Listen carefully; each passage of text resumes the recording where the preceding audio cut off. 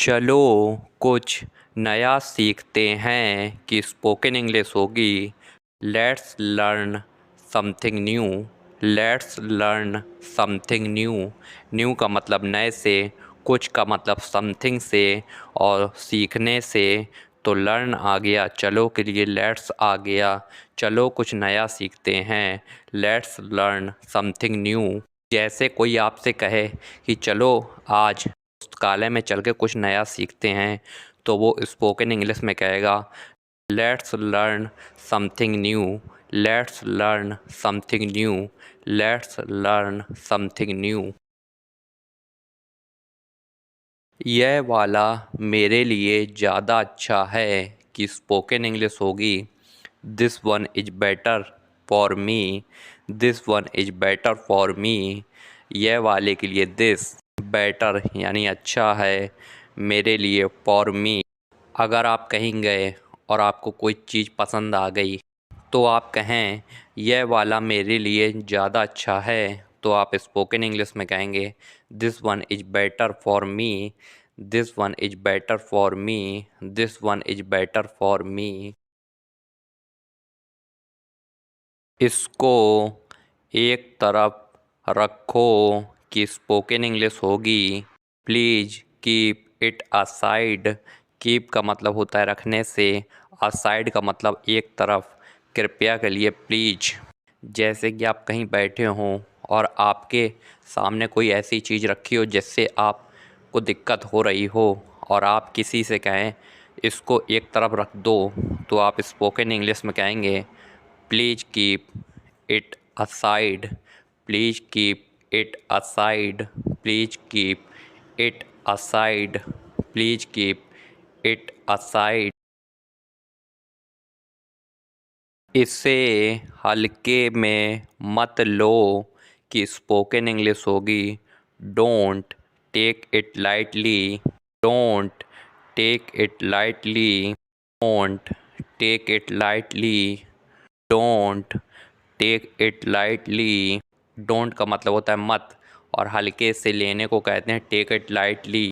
जैसे कि आपसे कोई आपका दोस्त कहे इस एग्ज़ाम को हल्के में मत लो, तो वो स्पोकन इंग्लिश में कहेगा don't take it lightly. Don't take it lightly. Don't take it lightly. तुम्हें ऐसा क्यों लगता है कि स्पोकन इंग्लिश होगी? Why do you feel so? Why do you feel so? Why का मतलब हो गया क्यों, और फील का मतलब लगने से है, और तुम और आपके लिए यू का इस्तेमाल होगा। तुम्हें ऐसा क्यों लगता है? Y do you feel so? Why do you feel सो? जैसे हम किसी से कहते हैं ना तुम्हें ऐसा क्यों लगता है कि सब कुछ मुझे फ्री में मिल गया, तो आप स्पोकन इंग्लिश में कहेंगे Y do you feel so? Why do you feel so? Why do you feel सो? ये सुनने में अच्छा लगता है कि स्पोकन इंग्लिश होगी it sounds good. It sounds good. जैसे आप कोई गाना सुन रहे हों और आप कहें ये गाना सुनने में अच्छा लगता है, तो आप स्पोकन इंग्लिश में कहना it sounds good. It sounds good. It sounds good. It sounds good. ये सुनने में अच्छा लगता है, इट साउंड्स गुड। क्या आपको कुछ चाहिए कि स्पोकन इंग्लिश होगी do you need something? Do you need something? Do you need something? क्या के लिए डू आ गया आगे, तुम या आपके लिए यू का इस्तेमाल होगा, और ज़रूरत या आवश्यकता के लिए नीड, कुछ यानी समथिंग। तो क्या आपको कुछ चाहिए? Do you need something? Do you need something? जैसे आप कहीं खड़े होते हैं और कोई आपसे कहे क्या आपको चाहिए, तो वो स्पोकन इंग्लिश में कहता है do you need something? Do you need something? ऐसी बात नहीं कहते कि स्पोकन इंग्लिश होगी don't speak like this. Don't speak like this. Don't speak like this. Don't का मतलब होता है मत से, और बोलना यानी स्पीक, और ऐसी बात के लिए लाइक दिस। जैसे कि आपसे कोई कहे ऐसी बात नहीं कहते, तो वो स्पोकन इंग्लिश में कहेगा don't speak like this, don't speak like this, don't speak like this, don't speak like this.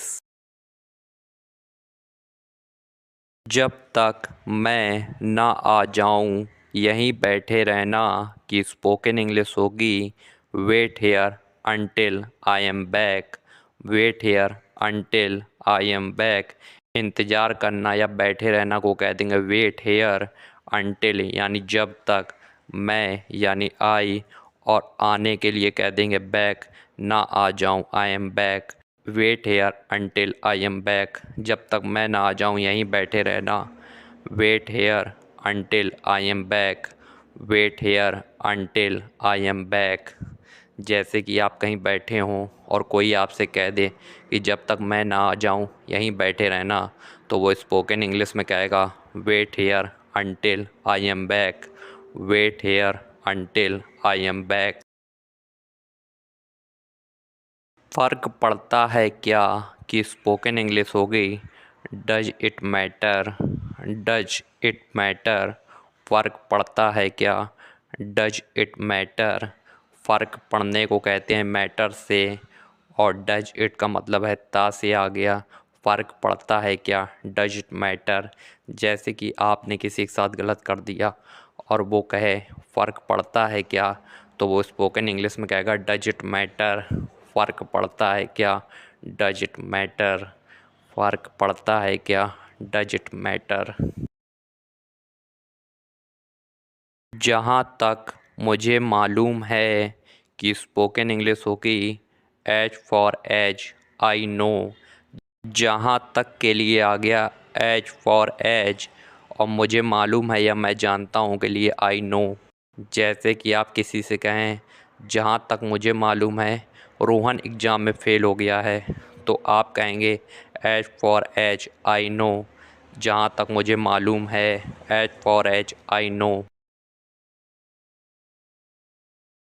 क्या आपको मुझ पर भरोसा नहीं है कि स्पोकन इंग्लिश होगी don't you trust me, don't you trust me. Don't का मतलब है मत से, और विश्वास या भरोसे के लिए आ गया ट्रस्ट, और तुम के लिए और आपके लिए आ गया यू, और मी यानी मुझ पर या मेरे पर के लिए आ गया मी। क्या आपको मुझ पर भरोसा नहीं है, don't you trust me, don't you trust मी। जैसे कि आपसे कोई काम के लिए मना कर रहा हो और आप कहें क्या आपको मुझ पर भरोसा नहीं है कि मैं ये कर सकता हूँ, तो आप स्पोकन इंग्लिश में कह सकते हैं don't you trust me, don't you trust me, don't you trust me, don't you trust me.